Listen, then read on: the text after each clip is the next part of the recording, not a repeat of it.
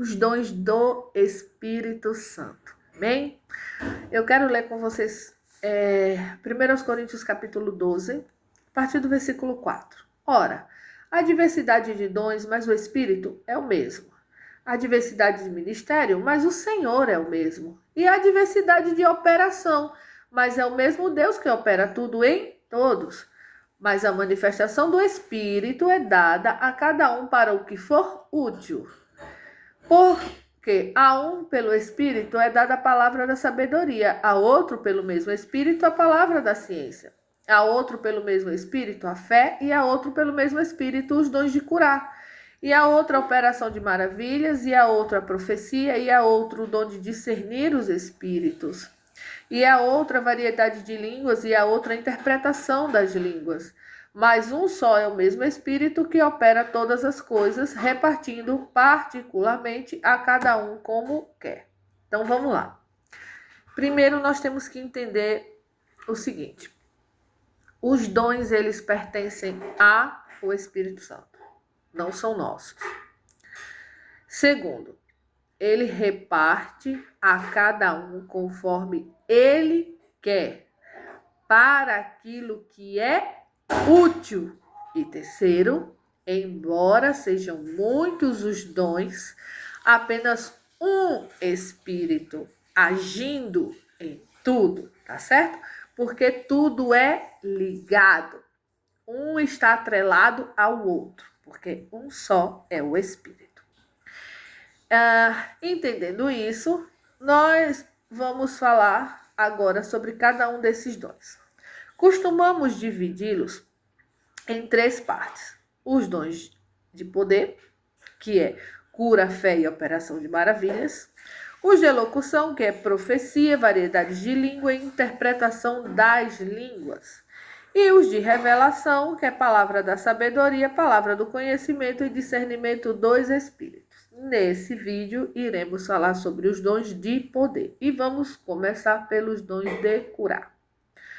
Dom de curar é a autoridade me concedida sobre as enfermidades. Então quer dizer, Fabiana, que a cura ela só é manifesta se eu tiver o dom? Se eu não tiver o dom, eu não posso orar para que alguém seja curado? Vamos ver o que a Bíblia diz? Tiago, capítulo 5, versículo 15, diz que a oração da fé, ela cura o doente. Então, eu posso orar sim. Não tenho o dom, não me foi concedido, mas eu posso orar e a pessoa ela pode ser curada se tiver fé o suficiente para isso. Está alguém doente? 14:15. Tiago 5, 14:15. Está alguém entre vós doente? Chame os presbíteros da igreja. Os presbíteros quer dizer uma autoridade constituída por Deus, né? Porque não é qualquer pessoa que a gente pode chegar e achar que Deus está presente na vida da pessoa. Não, uma autoridade que Deus constituiu, que você sabe que Deus está na vida da pessoa. Orem sobre ele, ungindo com azeite em nome do Senhor. E a oração da fé salvará o doente e o Senhor o levantará. E se houver cometido pecados, lhe serão perdoados, tá certo? Então aqui nós estamos falando sobre uma oração de fé que tem poder para libertar, tem poder para salvar, tem poder para restaurar. É como nós falamos sobre fé nos vídeos anteriores. Vamos lá. Continuando.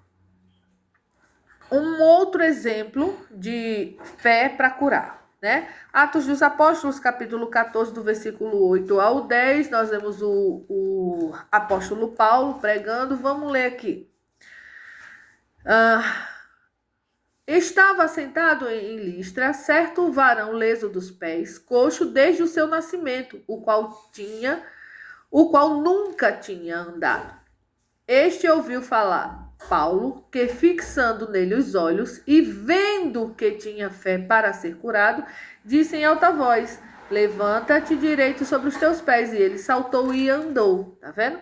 Isso aqui não se trata do dom, né? Mas da fé suficiente para receber o milagre. Tá, então dá um exemplo sobre o dom de curar. Sim, vamos lá, dou sim. Ainda em Atos dos Apóstolos, nós vemos Pedro e vemos João na porta do templo. E lá na porta do templo estava quem? Estava um paralítico. Vamos ler aqui? É Atos capítulo 3.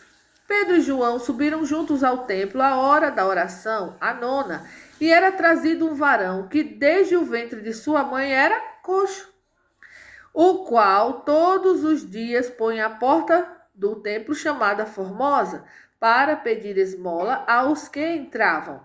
Ele, vendo a Pedro e João que iam entrando no templo, pediu-lhe que dessem uma esmola. E Pedro, com João, fitando os olhos nele, disse: olha para nós. E olhou para eles, esperando receber alguma coisa. E disse: Pedro, não tenho prata nem ouro, mas o que tenho, isso te dou. Em nome de Jesus Cristo, o Nazareno, levanta e anda. Isso é o dom. É a autoridade sobre aquilo que lhe foi concedido. Se eu recebi o dom, eu tenho autoridade. Tá certo? Só que entendendo que o poder não é meu, nós somos só o vaso de barro que guardamos a excelência do poder que é de Deus. E que nada disso devemos nos gloriar, mas nos alegrar. Pelo nosso nome está escrito no livro da vida, porque ter dom e operar essas maravilhas, esses milagres, não me garante eternidade com Deus. E isso é um assunto que nós vamos tratar depois que falarmos sobre esses dons e durante todo esse percurso, tá certo? Então entendemos que eu posso ter fé suficiente para operar milagres, mas quando eu tenho o dom, já é a autoridade garantida. Aqui eles poderiam fazer uma oração. Vamos orar. Se Deus quiser, Ele vai te curar. Mas eles disseram, olha para nós. Não temos nem prata e nem temos ouro. Mas aquilo que nós temos, isso vamos te dar. Gente, eles tinham autoridade sobre a enfermidade. E aí eles disseram, em nome de Jesus Cristo, levanta e anda. Se nós temos o dom de Deus na nossa vida, nós temos a autoridade. E essa palavra estou tomando para mim neste momento. Porque muitas vezes nós já recebemos de Deus essa autoridade e nós não queremos usar por covardia ou simplesmente por falta de fé. Tá certo? Próximo é a fé. O dom da fé, ele é incrível. Ah, mas como assim? Fé e dom da fé. Qual é a diferença? A diferença é basicamente isso. Ter fé é ter esperança de que algo pode acontecer. Ter fé é acreditar que talvez aconteça. Mas ter o dom da fé é a certeza de que vai acontecer. Quando nós lemos Hebreus 11 e o versículo 1, o que está dizendo? Que a fé é o firme fundamento das coisas que eu não vejo, mas eu espero. E por que eu espero? Porque eu sei que existe. Vamos ler aqui? Hebreus 11, versículo 1. Ora, a fé é o firme fundamento das coisas que se esperam e a prova das coisas que se não veem. Eu não estou vendo ainda, mas eu já sei que existe pela fé. Quando nós continuamos lendo esse capítulo, nós vamos ver no versículo 7, dizendo o seguinte: pela fé, Noé, divinamente avisado das coisas que ainda não se viam, temeu e para a salvação da sua família preparou a arca pela qual condenou o mundo e foi feito herdeiro da justiça que é segundo a fé. Ou seja, o dom da fé na vida de Noé permitiu ele enxergar o que iria acontecer através do que ele ouviu da parte de Deus, olha, divinamente avisado das coisas que ainda não se viam, mas pela fé ele enxergou. Isso é o dom da fé. E carregar esses dons conosco não é fácil, não é brincadeira. Por exemplo, o dom da fé. Vocês acham que foi fácil para Noé? Ele está construindo aquela arca durante anos e anos sobre algo que não se via, dizendo que ia acontecer, e ele enxergava, tanto enxergava que ele estava se preparando para aquele momento. Vocês acham que é fácil? Não. Não foi fácil para ele e não é fácil para nós. Porque quantas vezes nós somos divinamente avisados por um Deus que não se vê através de uma imagem, mas se conhece através da vida uns dos outros, da natureza e tantas outras coisas que testificam dele. E aí nós somos tidos como loucos, desequilibrados, fanáticos religiosos, mas quando tudo acontece, nós vemos o nosso Deus testificando de nós. E aí nós entendemos que vale a pena realmente confiar, ter fé. E quem fica envergonhado e confundido? Quem não creu, né? Então, assim, ter o dom da fé é isso. É você ouvir Deus, é você fazer conforme aquilo que Ele orientou, porque você enxerga aquilo que ainda não se vê com os olhos. Um outro exemplo, nós encontramos aqui no versículo 11. Vamos para o versículo 8, que diz o seguinte: pela fé Abraão, sendo chamado, obedeceu, indo para um lugar que havia de receber por herança, e saiu sem saber para onde ia. Abraão, ele é tido como o pai da fé. Existem muitos momentos na vida de Abraão que falam sobre fé, né? Que testificam dessa fé dele. E ele ouve a voz de alguém, e ele não vê imagem, mas ele ouviu a voz e diz: sai de onde tu tá. Eu vou para onde? Eu te mostro. Pensa só, você está ali bem tranquilo no teu cantinho e uma voz diz para você fazer algo que aos teus olhos é absurdo. Será que nós teríamos essa coragem? Acredito que não, né? Talvez, quem sabe. E assim, ele não conhecia esse Deus ainda, né? Esse Deus, ele se revela para ele durante a trajetória e ele simplesmente obedece. E por isso ele é tido como o pai da fé. Nós vemos também aqui testificando a respeito de Sara.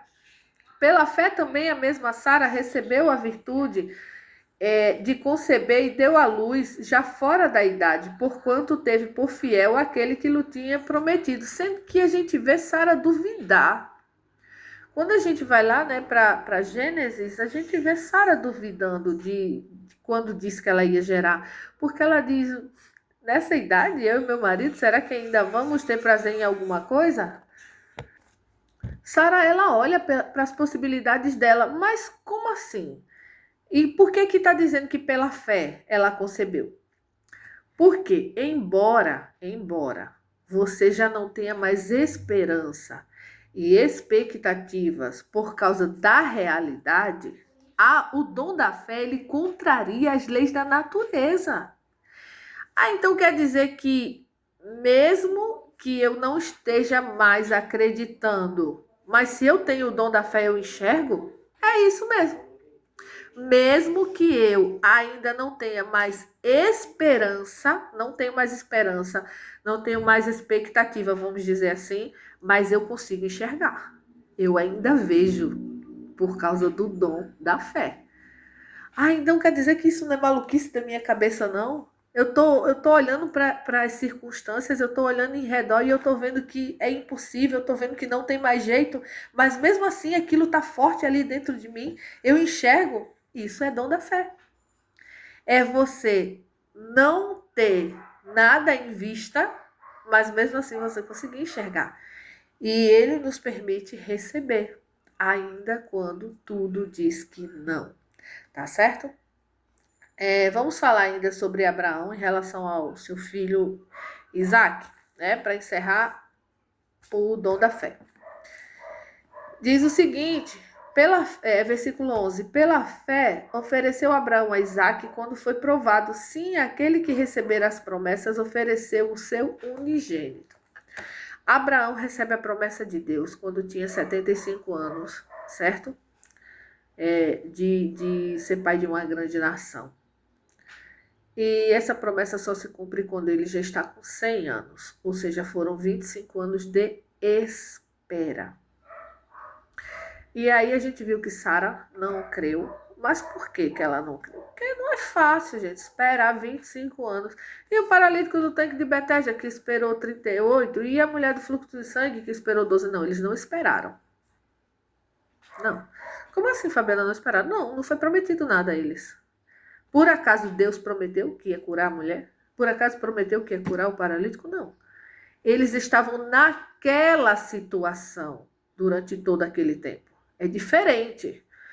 Eu ter um problema e eu ter esperança de resolver é uma coisa. Eu ter uma promessa é outra. Alguém chega e diz, vou resolver o teu problema. Então, eu já não estou esperando simplesmente por esperar. Eu estou esperando porque me foi prometido algo. Então, aquele homem que estava há 38 anos, ele estava esperando que de repente acontecesse um milagre, alguém aparecesse, fizesse alguma coisa, o anjo descesse, seja como for. A mulher do fluxo de sangue também. Tinha buscado todos os recursos e nada. Sara e Abraão não. Eles estavam esperando que se cumprisse na vida dele aquilo que Deus determinou. E 25 anos não são 25 dias. Então chega uma hora que realmente a fé abala, né? É natural de nós seres humanos. Não era para ser assim, mas enfim. É o que acontece. Mas agora Abraão, ele recebe essa promessa, esse filho nasce e Deus diz assim, sacrifica ele para mim. Mas Deus nem quer sacrifício humano, mas pediu. Pediu porque ele sabia com quem estava lidando, né? Deus nos conhece. E Abraão ia sacrificar Isaac. Mas como assim? Ele ia sacrificar a promessa? Sim. Por quê? Porque ele entendeu de uma vez por todas que quem prometeu é fiel para cumprir. Então Abraão, ele acreditava que de repente ele mataria o filho e Deus o poderia ressuscitar. Olha o que diz o versículo 18. Sendo-lhe dito, em Isaque será chamada a tua descendência, considerou que Deus era poderoso até para dos mortos o ressuscitar. Tá vendo? De repente ele pensou, eu mato, Deus ressuscita, mas eu vou sair daqui com meu filho. E sabe como eu sei disso? Porque ele diz para os homens que estavam com ele, ele diz, fiquem aqui, que eu vou sacrificar e voltamos. Voltamos. Ele não disse eu volto sozinho. Ele sabia que o filho voltaria com ele. Isso é fé. Isso é dom da fé. Ele levar o filho para ser sacrificado, para matar. E ele dizer, voltarei com ele. Eu volto com meu filho vai voltar junto comigo. É fé. Dom da fé. É você crer além de tudo que é possível e inimaginável. Tá certo? Por isso ele é o pai da fé. Não é à toa que ele é chamado do pai da fé. É você sair de casa sem um centavo no bolso. E eu tenho certeza que muita gente já passou por isso, já testificou desse grande milagre em suas vidas, que eu já vi muitos testemunhos, é você sair sem um centavo no bolso, ouvindo a voz do Espírito Santo dizer, vai no mercado, enche o teu carrinho, faz a tua compra que eu vou pagar, e quando passar no caixa, a compra você paga através de uma promoção, ou seja do que for, mas o Espírito Santo fazer. Isso é dom da fé. E é muito difícil. É difícil, porque, gente, só mesmo o Deus que é todo poderoso. Vamos lá para o último dom de poder, que é a operação de maravilhas. E eu quero falar sobre duas situações uma do Novo Testamento e uma do Antigo Testamento. A do Novo Testamento está em João capítulo 11, quando Jesus ele ressuscita Lázaro. Por que a ressurreição de Lázaro é tido como uma operação de maravilha? Por que não como um milagre? Ora, porque a operação de maravilha, ela vai além do milagre. Jesus ressuscitou a filha de Jairo, o filho da viúva de Naim. Jesus curou cego, curou aleijado. Isso aí é milagres, né? Coisas que somente o poder de Deus pode fazer, sim. Mas reconstruir órgãos deteriorados, aí já passa de milagre, já é surreal. E no Antigo Testamento, a operação de maravilhas. Eu poderia citar vários exemplos, mas eu vou falar sobre o profeta Elias. Está lá no 1 Reis, capítulo 17, quando ele diz que ele diz o seguinte, que em nome de Deus, em cuja presença ele está, ele diz, não haverá chuva segundo a minha palavra. Olha só. Vive o Senhor em cuja presença eu estou, que nem orvalho nem chuva, né? Haverá ali. E segundo a palavra dele, se cumpriu. Mas como assim, gente? Que ousadia, que atrevimento. Vocês lembram que eu falei que quando nós recebemos o dom, nós já recebemos a autoridade para executar? Então, é isso. Elias tinha essa autoridade. Só que Elias, ele deixa claro, transparente, que somente para aqueles que estão na presença desse Deus que é todo-poderoso é que pode executar isso. Ele deixa isso claro quando ele diz, vive o Senhor, Deus de Israel, perante cuja face eu estou. Ou seja, ele sabia o que ele tinha, assim como Pedro e João. Eles sabiam o que eles tinham quando ele falam aquele homem coxo. Então, todo aquele que recebe de Deus o dom, ele recebe poder para executar. Ah, mas não é muito atrevimento, não. Não é muita ousadia. Sim, mas é justamente isso.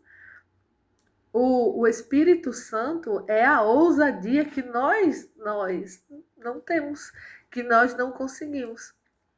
O que nos falta é tomar posse disso.